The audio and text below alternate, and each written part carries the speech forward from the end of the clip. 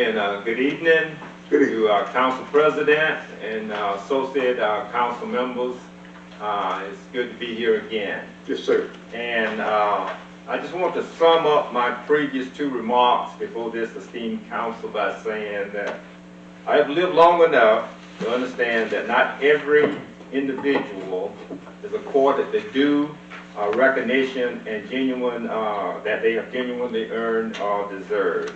I've also sometimes we'll see how status and influence can sway a public opinion and elevate certain individuals who, under closer examination, however, may not merit such regard. This evening, I stand before you to affirm that neither of these outcomes apply here. Former council member John W. Yulee was and remains the genuine article or real thing. We've also heard the word patriot tossed about without any meaningful context.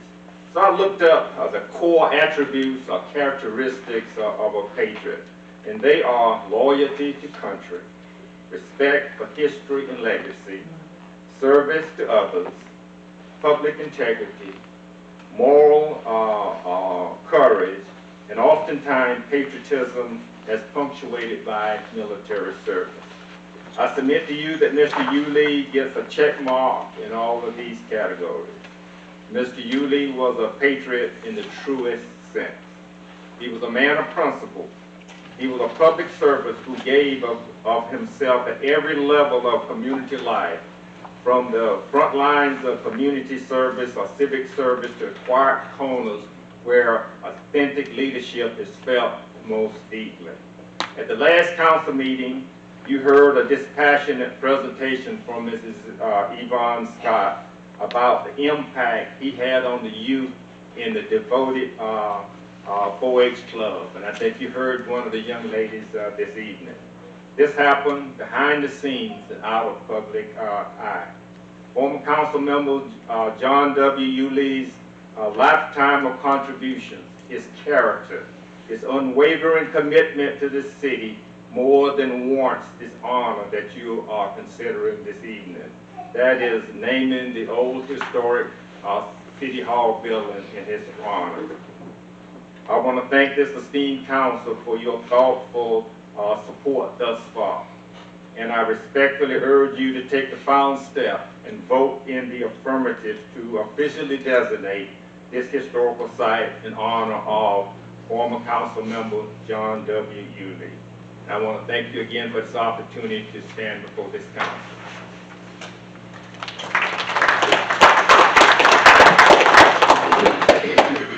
All right. Anyone else? Final, we have Megan Spitzer.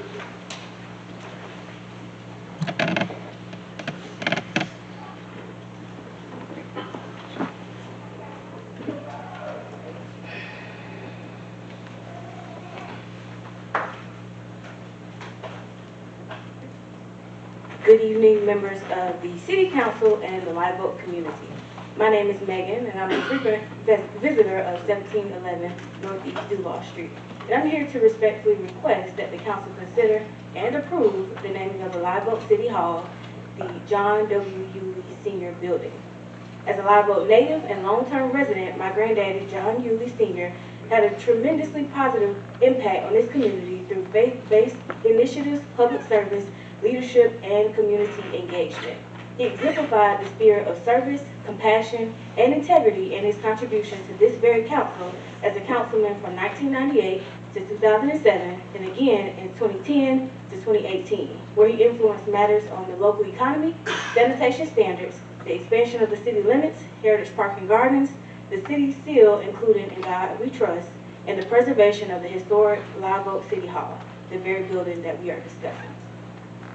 In addition to being a city councilman, he served his country, state, and community in the United States Army, the U.S. Postal Service, the Metropolitan-Dade County Police Department, the Live Oak Police Department, the Suwannee County Sheriff's Office, the local NAACP chapter, the Police Athletic League, the Voters League, the African American Development Council, the American Legion Post 279, the 20th Century Baptist Association, the Masonic Lodge number 21, and his very own Yulee Patrol Agency, amongst other organizations.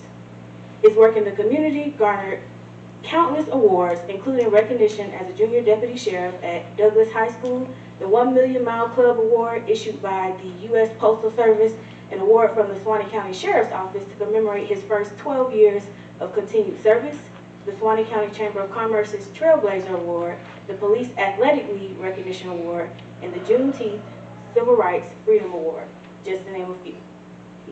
His legacy transcends generations through his wife, children, and grandchildren who have dedicated years and even decades to the local and state education sector, from primary to the post-secondary level, 4 branches of the U.S. military, the state and federal government, the U.S. healthcare system, national transportation networks, and law enforcement, undoubtedly with the support and example of tenacity that he provided. By naming the Live Oak City Hall the John W. Yulee Sr. Building, we not only honor his legacy, but remind future generations of the power of education, civic engagement, community service, and resilience. Thank you for your time, continued service to this city, and your vote to approve the John W. Yulee Sr. Building. Thank you. Anybody else? That's all I have. All right.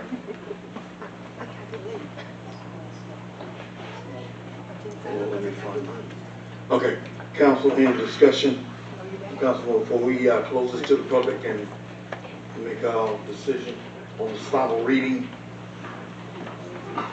So if there's no more public, we'll close the public hearing and then could entertain a motion. All right. All right, you ready to entertain a motion? I'll make a motion for final reading and pass ordinance 1543. Second. It's been properly moved and second. All in favor say aye. No, Oh, I'm sorry. no problem. Any discussion, question? Yes, Okay. Mr. Kennedy, maybe you can answer a question that I had posed to you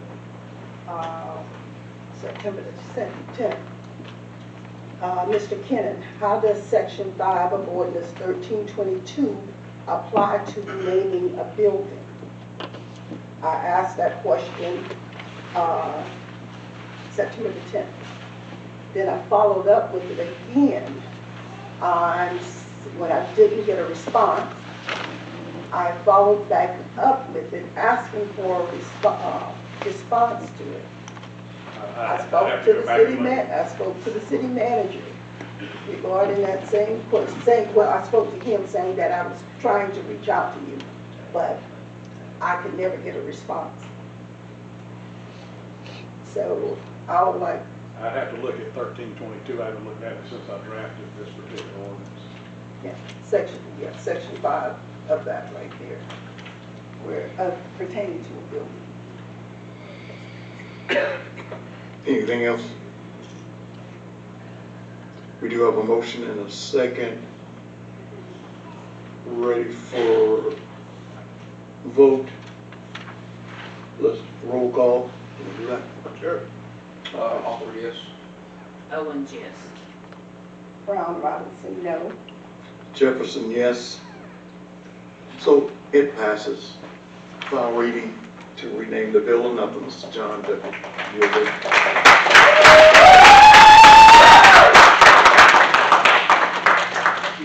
All right, Mr. Clark, what's next on this agenda? Next item is, we'll go back to B. Here, 6B. 6B. All right, you ready? Hold on a second, let me scroll down. This is the Inspire resolution. All right. From the presentation by Inspire at the start of the meeting.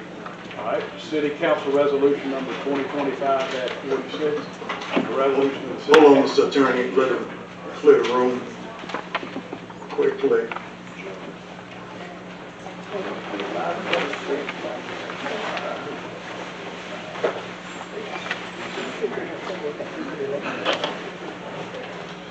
No, that's right. We're on, yeah, 6. Okay. You ready? Yeah. As you go out, tell them to keep the noise down outside, please. Oh, okay. That was 2025-46. Yeah, we got to, Where we at? we changed it, you guys thrown off a little bit. Okay. I make, Give me just a second here. All right, so this item that we're the new 6B, discussion possible action with this resolution 2025-46, resolution to make a formal finding of, yeah, we're in the right. Yeah, you're in the right. Uh-huh. Okay. I make a motion that we accept, resolution 2546. Let me read it. Oh, Mr. I'm Ness. sorry. City Council Resolution Number 2025-46, a resolution of the City Council of the City of Live Oak, Florida, making a formal finding of the existence of slum or blighted areas within a designated boundary in accordance with Section 163.355 Florida statutes, declaring such area to be a slum or blighted area appropriate for community redevelopment and providing an effective date. I make a motion that we accept resolution 2025-46. I'll make a second. All right. Probably moving second now, we'll open for discussion.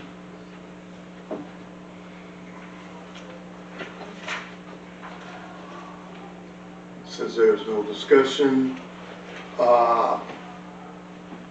got a motion and a second. All in favor say aye. Aye. All right.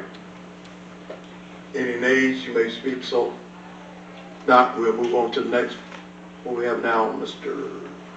So the next one is item 6C, Bridget. This is for Mr. Sessions, Mr. Sessions, Darrell Bridget. All right, Mr. Darrell Bridges, come on, Bridget, come on up.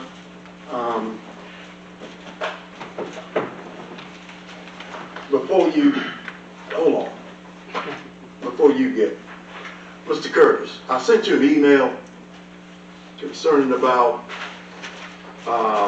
commercial, residential and commercial, and you responded back. I appreciate you on Yes, that. sir. But explain what we was. George Curtis, Development Manager. Mr. Jefferson, Councilman Jefferson had asked the difference between commercial residential and commercial neighborhood. And also he had asked the question about what had changed specific to Mr. Bridges' property. And my response back was that we don't have a commercial residential category in any of our zoning regulations. We do have a commercial neighborhood category that was invented in 1985 when the state legislature made a statewide act to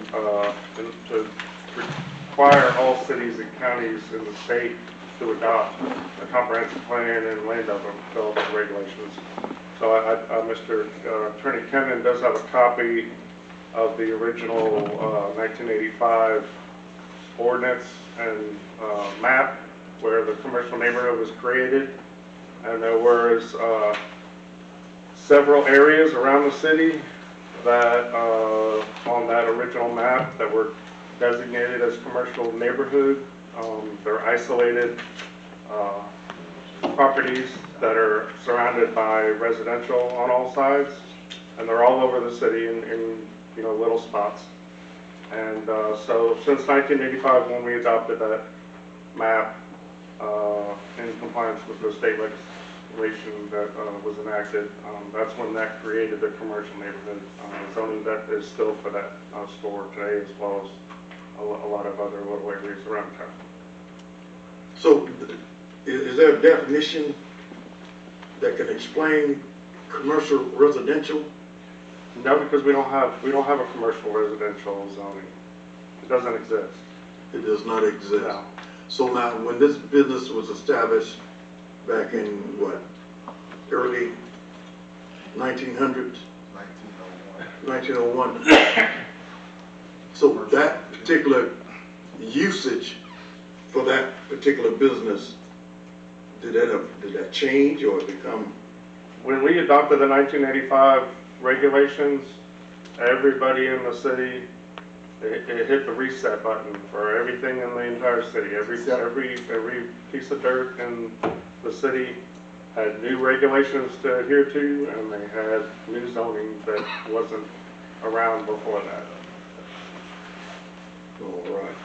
Okay, thank you, Mr. Curtis. Okay, sure. Okay, Let me make one explanation. Basically what it does, let's say you have a corner store in a neighborhood. right. So that's what Mr. Bridges has there. There's another place on Walker Street that was surrounded by a neighborhood that was a business. There's another place on Duval Street that they used to call the all decked out, it's Crab Shack right now. So it's all surrounded by residentials. So there's about 6 or 7 of those within the city, and Mr. Bridges has one of them for that type of zone. So the person who owned the business could live within the business. Oh, I don't know that. All I know is these businesses were within neighborhoods. That's what I get to the understanding, that's why it was commercial residential, that you could live in the building, as well as operate the business. I know that. There's no commercial residential, so no such thing exists. So for the purpose of this discussion, it's what is allowed under commercial neighborhood. Because Okay. in 1985, this piece, along with several other similarly situated parcels, when the North Florida Planning Council came in, contracted to do the plan, that's the way it was zoned. So from then forward, then you have to comply with the requirements of commercial neighborhood. Okay. All right. And so relative to this situation, since it's a commercial neighborhood, then in order to have off-premise alcohol sales, you have to apply for and be granted a special exception. That is within the code. So Mr. Bridges could live in this, I haven't, nobody's asked me to look at living. Right. That would be whether or not in a commercial neighborhood designation, you could live in that building. I don't know the answer to that, because we haven't been tasked with looking at that. yeah, because when I come up with some definition about commercial neighborhood, they could live in the business itself like Mr. Hall did. Correct. Right? And so, now, but when the zoning change, you gotta be patient with me. And when the zoning change, but there has to be a, go ahead, Mr. Bridges. According to Mr. Curtis, LDR, I have all the information right here, so y'all can look it over yourself. You have one, pass it around. Yeah, got you. He said there's no such thing.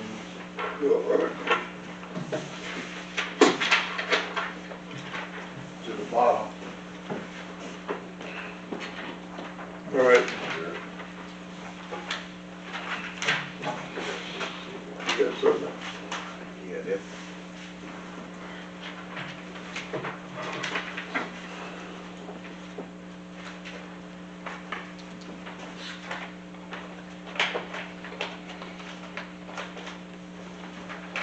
Okay. All right. Article 1. Go back to the mic, read. Okay. Oh, you're still in it, sir? Yes. Okay. All right, sir.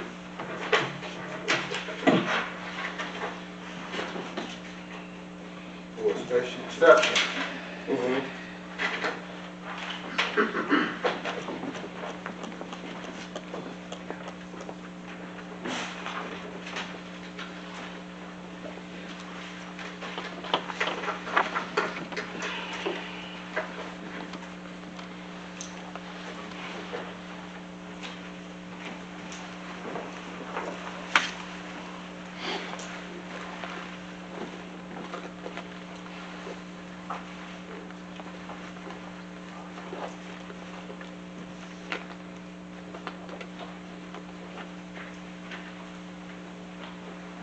Ready?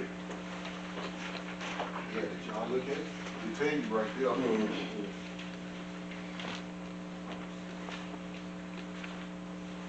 Rule 6 fall upon the guideline, nonconformity.